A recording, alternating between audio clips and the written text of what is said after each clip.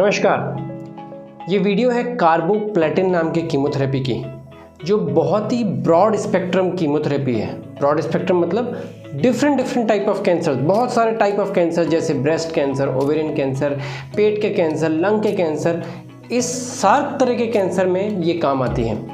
पहली बात, ये होता क्या है? कार्बोप्लेटिन एक इंजेक्शन होता है जिसको हम 5% डेक्सट्रोज में डाइल्यूट करके नस से देते हैं। अलग अलग प्रोटोकॉल्स है, आधे घंटे में देना है या 1 घंटे में देना है या 3 घंटे में देना है, वो अलग बात है। सबसे पहले इस ड्रग के बारे में बात करें तो ये एक बहुत ही रिलेटिवली लेस साइड इफ़ेक्ट वाली कीमोथेरेपी है। मेरी कुछ वीडियो है ऑक्जेलिप्लेटिन, सिस्प्लेटिन पे, वो भी इससे रिलेटेड कंपाउंड है, लेकिन सिस्प्लेटिन के बहुत सारे साइड इफ़ेक्ट हो सकते हैं, जैसे सुनने में कमी आना। ऑक्जेलिप्लेटिन के साइड इफ़ेक्ट हो सकते हैं हाथों में झुमझुम भर जाना, टिंगलिंग नमनेस हो जाना। वहीं कार्बोप्लेटिन ये सब साइड इफ़ेक्ट नहीं करता है। इसके साइड इफ़ेक्ट कुछ अलग तरह के हैं, जिसमें माइलोसप्रेशन मतलब बोन मैरो से प्रोड्यूस होने वाले सेल्स जैसे हीमोग्लोबिन, WBC, प्लेटलेट, ये कम हो सकते हैं। इसीलिए कार्बोप्लेटिन भले ही कोई भी डोज हो, हफ्ते वाली, 3 हफ्ते वाली, हम चालू करने से पहले कुछ ब्लड टेस्ट कराते हैं, जैसे CBC, RFT, LFT मतलब रीनल फंक्शन टेस्ट और लिवर फंक्शन टेस्ट। ये इसलिए कराते हैं कि आपकी बॉडी की फिटनेस देखने के लिए कि ट्रीटमेंट चालू करने से पहले आपका हीमोग्लोबिन एनफ है कि नहीं, काफ़ी है कि नहीं, आपके कीमोथेरेपी चालू करने से पहले प्लेटलेट कितने हैं, और कीमोथेरेपी चालू करने के बाद हम ये सब टेस्ट कराते हैं ये देखने के लिए कि कीमोथेरेपी से आपके माइलोसप्रेशन कितना हुआ है, क्या हमें डोज कम करनी है, क्या हम और डोज दे सकते हैं। रीनल फंक्शन टेस्ट कार्बोप्लेटिन के लिए स्पेसिफिकली इम्पॉर्टेंट है, क्योंकि कार्बोप्लेटिन की डोज आपकी किडनी के फंक्शन पे बहुत डिपेंड करती है। किडनी से बाहर निकलता है, यूरिन बाहर निकलता है। इसके लिए जिन लोगों की किडनी किसी कारण से डैमेज्ड है, कार्बोप्लेटिन की डोज उन पेशेंट्स को कम दे दें। खैर, ये सब चीज़ें आपके डॉक्टर, कैंसर डॉक्टर खुद देखेंगे। अब एक और बात जो इस कीमोथेरेपी के साथ ध्यान देने वाली है कि कुछ पेशेंट किसी और कारण से कुछ दवाइयाँ ले रहे होते हैं, जैसे कन्वर्जन्स की, झटका आने की, मिर्गी की।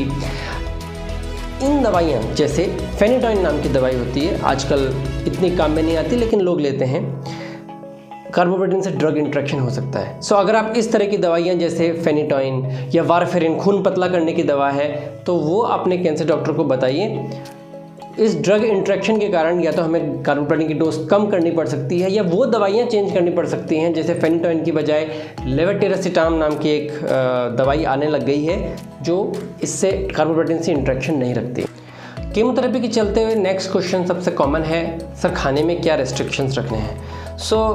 कार्बोप्लेटिन स्पेसिफिकली किसी खाने के अगेंस्ट रेस्ट्रिक्शंस इम्पार्ट नहीं करता है, लेकिन हाँ, जो गुड फूड हाइजीन है, आपको साफ़ सुथरा खाना खाना है, पुराना बना हुआ बासी खाना गर्म करके नहीं खाना है। साथ में स्मोकिंग और ड्रिंकिंग जैसी हैबिट्स को मिनिमल या पूरी तरह से बंद करें तो ही अच्छा है, क्योंकि कुछ हद तक मेटाबॉलिज्म कार्बोप्लेटिन का चेंज हो सकता है। वक्त के साथ मैं अपनी प्रैक्टिस में ये देख रहा हूँ कि और यंगर एंड यंगर पेशेंट, जवान लोगों को भी कैंसर बढ़ता जा रहा है। इस सिचुएशन में हम कीमोथेरेपी जवान लोगों को भी देते हैं, और कभी कभी पेशेंट इतने यंग हो सकते हैं कि उन्होंने अपनी फैमिली कंप्लीट नहीं करी है, बच्चे पैदा नहीं करे हैं। इस दौरान अगर कार्बोप्लेटिन जैसे कीमोथेरेपी आप लेने वाले हैं, तो ये समझिए कि हो सकता है माइनॉरिटी चांसेस है कि आप में स्टेरिलिटी आ सके। मतलब अगर आप फीमेल हैं तो मेनोपॉज जल्दी आ जाए, या कीमोथेरेपी ख़त्म होने के बाद जब आप प्रेग्नेंट होने की कोशिश करते हैं तो प्रेगनेंसी नहीं आती है। इस सिचुएशन को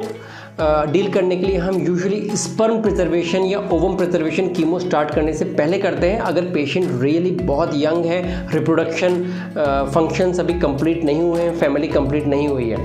इस चीज़ को आप अपने कैंसर डॉक्टर से और डिस्कस करें। मेल्स के अंदर भी कुछ हद तक स्पर्म्स, शुक्राणु के नंबर में कमी आ सकती है, या उनकी मोटिलिटी में कमी आ सकती है। जो पेशेंट्स बहुत यंग हैं जिनको ये कीमोथेरेपी दे रहे हैं, हम स्पर्म इवैल्यूएशन या स्पर्म टेस्टिंग या स्पर्म प्रिजर्वेशन कराते हैं फॉर फ्यूचर। 100 में से 90% लोगों को कीमो खत्म होने के बाद रिप्रोडक्शन में प्रॉब्लम नहीं हुई, लेकिन वो 10% जिनको रिप्रोडक्शन में प्रॉब्लम होने वाली है, हम बैंक में जो स्पर्म्स रखे हैं उसको यूज़ कर सकते हैं। ये डिस्कशन आप अपने ऑन्कोलॉजिस्ट से करिए। आप अभी तक ये तो समझ गए होंगे कि कार्बोप्रोटीन कोई सिंपल दवा नहीं है, इसके कुछ साइड इफ़ेक्ट हो सकते हैं। इसलिए बेस्ट एडवाइजेबल ये है कि जिस दौरान आप ये ड्रग ले रहे हैं एटलीस्ट उस दौरान और उसके 3 महीने बाद तक बर्थ कंट्रोल प्रैक्टिस करें। बैरियर कॉन्ट्रासेप्टिव बेस्ट है। हो सकता है आप हार्मोन्स के लिए एलिजिबल ना हो, स्पेशली अगर ब्रेस्ट या ओवेरियन कैंसर है तो बैरियर कॉन्ट्रासेप्टिव्स में कॉन्डम, डायफ्राम ये सब यूज़ करके या कॉइटस इंटरप्टस यूज़ करके आप बर्थ कंट्रोल प्रैक्टिस करिए। अब आते हैं कार्बोप्रोटीन के कुछ स्पेसिफिक साइड इफ़ेक्ट्स कि कार्बोप्रोटीन लेते लेते जो हो सकते हैं। सबसे पहली बात, जब कीमोथेरेपी चल रही है तो उस जगह दर्द हो सकता है, रेडनेस आ सकती है। ये यूजुअली उस इंजेक्शन के ढंग से ना लगने के कारण होता है। तो अगर आपको ऐसा हो रहा है तो तुरंत अपने जो स्टाफ है, जो नर्सिंग स्टाफ है, उसको बताइए कि दर्द हो रहा है। हो सकता है इंजेक्शन की साइट चेंज करनी पड़े। अगर चलिए उस वक्त नहीं हुआ, घर जाकर हुआ, तब क्या? जहाँ ऑक्जेलिप्रेटिन नाम के इंजेक्शन में हम कहते हैं कि वार्म प्रेसेस, मतलब हल्का सा गर्माहट लगाइए, वहीं कार्बोप्लेटिन का अगर रेडनेस आ रही है तो हम उसमें कहते हैं कि कोल्ड कंप्रेसेस, मतलब बर्फ़ नहीं बट ठंडा पानी इस तरह से सेक करिए। ये डिफरेंस है दोनों में, ध्यान दीजिएगा।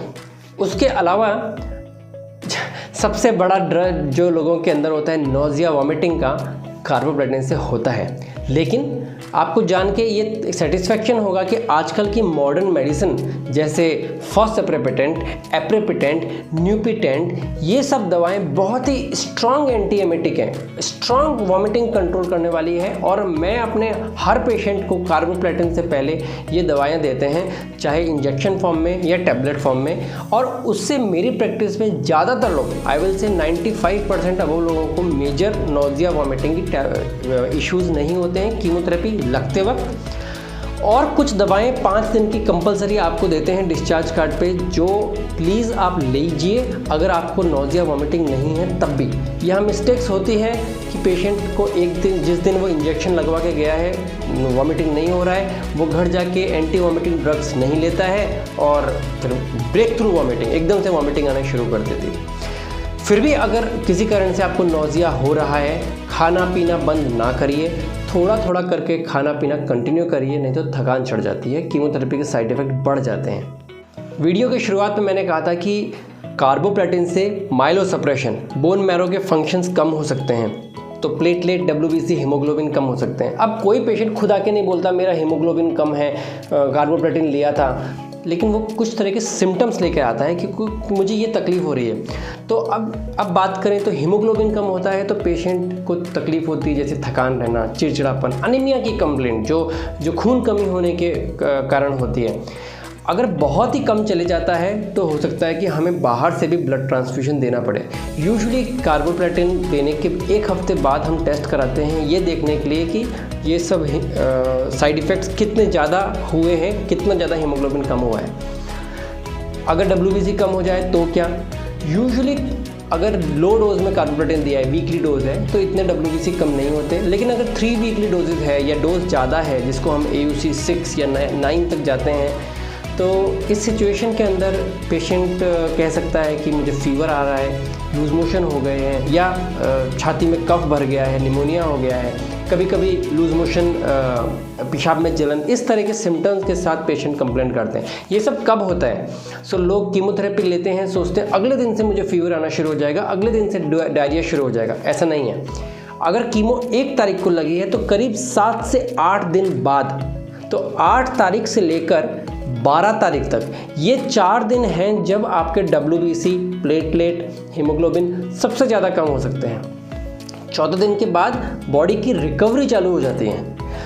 ये 4 दिन है जब आपको स्पेशल ध्यान देना है। किसी को अगर फीवर आ रहा है, खांसी है, उस आदमी से दूर रहना है, पुराना खाना नहीं खाना है, जो भी खाएं अगर थोड़ा सा पुराना भी है तो माइक्रोवेव या गर्म करके अच्छे से खाएं। पैक्ड फूड आइटम्स सेफ होते हैं अगर वो तुरंत ओपन करके खाए गए हैं, आधा खुला हुआ फ्रिज में रखा हुआ वो सब नहीं करिए। इस सिचुएशन में ये 4 दिन, 8वें दिन से लेकर 12वें दिन तक अगर फीवर, लूज मोशन या पेशाब में जलन, खांसी वगैरह होती भी है, यूजुअली हम कैंसर डॉक्टर्स पेशेंट को एक इमरजेंसी किट दे के रखते हैं जिसमें कुछ एंटीबायोटिक्स होते हैं जैसे अमोक्सिसिलिन, क्लेवुलानिक एसिड और सिप्रोफ्लॉक्सासिन। ये दवाइयाँ हम कीमो देते वक्त समझाते हैं कि 8वें दिन से 12 दिन के बीच में अगर फीवर आए तो स्टार्ट कर दीजिए, डिले मत करिए। इस दौरान अगर फीवर आता है तो आपको स्पेसिफिकली अपने कैंसर डॉक्टर को बताना है कि फ़ीवर आया था। अगर बहुत ज़्यादा फीवर है तो हो सकता है हम आपको उस दौरान CBC करवाने के लिए भी बोलें। अब तीसरी बात, बोन मैरो के अंदर प्लेटलेट कम होते हैं तो पेशेंट को ब्लीडिंग हो सकती है, तो दांतों में से खून आना, नाक में से खून आना यूजुअली इतनी ज़्यादा नहीं होती है, लेकिन अगर अनकंट्रोल्ड है, कम नहीं हो रही है, रुक नहीं रही है, आपको हो सकता है ब्लड टेस्ट कराना पड़े, CBC कराना पड़े प्लेटलेट चेक करने के लिए। प्लेटलेट बहुत कम है, बाहर से चढ़ाना पड़ सकता है, प्लेटलेट ट्रांसफ्यूजन जैसे डेंगू वगैरह में चढ़ाते हैं। इस दौरान आप क्या कर सकते हैं? बहुत सारे पेशेंट किसी कारणवश हार्ट की कोई प्रॉब्लम है या एज ज़्यादा है, कुछ ब्लड थिनर्स ले सकते हैं जैसे एस्प्रिन वगैरह। सो इस दौरान अगर ब्लीडिंग होती है तो वो आपको एस्प्रिन अर्जेंट में बंद करनी चाहिए, या अगर आपकी ब्लीडिंग टेंडेंसीज़ हैं तो हमें कार्बोप्लाटिन की डोज चेंज करनी पड़ेगी या ब्लीडिंग का स्पेशल ध्यान रखना पड़ेगा। अब आखिरी चीज़, लोग बहुत डरते हैं हेयर लॉस से। थैंकफुली कार्बोप्लाटिन के कारण बहुत ज़्यादा हेयर लॉस नहीं होता है, बहुत रेयर है, लेकिन यूजुअली हम कार्बोप्लाटिन सिंगल एजेंट नहीं देते, साथ में दूसरा कुछ कंपाउंड होता है जैसे पैक्लिटेक्सेल या डॉक्सीटेक्सेल। सो इस सिचुएशन के अंदर उन दवाओं से हेयर लॉस हो सकता है। अगर प्योर कार्बोप्लाटिन की बात करें तो हेयर लॉस नहीं होता है या बहुत कम होता है। फिर भी इट इज़ एडवाइजेबल, ये मेरी सजेशन है कि जब कीमोथेरेपी वगैरह चल रही है उस दौरान हार्श शैम्पूज़, हार्श केमिकल्स जैसे पमिंग वगैरह ना कराएं, बहुत स्ट्रेच करके बालों को चोटी वगैरह ना बनाएं, तो हेयर लॉस जो हो रहा है वो भी कम होगा। अब किन सिचुएशन में कार्बोप्लाटिन लेते आपको डॉक्टर से इमरजेंसी लेवल पे कांटेक्ट करना चाहिए? केवल 3 सिचुएशन है। अगर बहुत ज़्यादा ब्लीडिंग हो रही है, अगर 8वें दिन से लेकर 12वें दिन तक फीवर या लूज मोशन आ गया उस सिचुएशन के अंदर, या अगर आपको कार्बोप्लाटिन लेते वक्त कुछ एलर्जिक रिएक्शंस हो रहे हैं, सांस लेने में तकलीफ़ हो रही है, तो उस सिचुएशन में आपको अपने ड्यूटी डॉक्टर जो कीमोथेरेपी डे केयर वार्ड में होता है या सिस्टर जो कार्बोप्लाटिन बंद करने के लिए बोलना पड़ेगा। इसके अलावा जो भी साइड इफ़ेक्ट्स मैंने बताया जैसे नोज़िया, वॉमिटिंग, इस तरह के साइड इफ़ेक्ट मैनेजेबल हैं। हम आपको 5 दिन के पोस्ट कीमोथेरेपी ड्रग्स देते हैं, मेडिकेशन देते हैं, वो कंपलसरी लेने से वो नोज़िया वॉमिटिंग नहीं होती। अगर आप फिर भी होती है तो अगली कीमो से हम कार्बोप्लाटिन की डोज या एंटी वॉमिटिंग ड्रग्स की डोज हम बढ़ाकर वॉमिटिंग को कंट्रोल कर सकते हैं। आशा है ये वीडियो आपको यूज़फुल लगा होगा। अगर आप किसी ऐसे पेशेंट को जानते हैं जो कार्बोप्लाटिन के साइड इफ़ेक्ट से जूझ रहा है या कैंसर रिलेटेड प्रॉब्लम से जूझ रहा है, ये वीडियो आप उसे शेयर कर सकते हैं। मैंने एक सेपरेट प्रोग्राम बनाया है, पाठशाला प्रोग्राम, उन कैंसर पेशेंट्स के लिए या रिलेटिव्स के लिए जो और डेप्थ में कीमोथेरेपी के बारे में जानना चाहते हैं, या वो पेशेंट्स जो खुद डॉक्टर हैं, उनके फैमिली में डॉक्टर है या नर्सेज हैं, उनके लिए उसमें इस दवाई के बारे में और डेप्थ में बात करी है। आप वहाँ एनरोल कर सकते हैं। सब्सक्राइब करने के लिए शुक्रिया।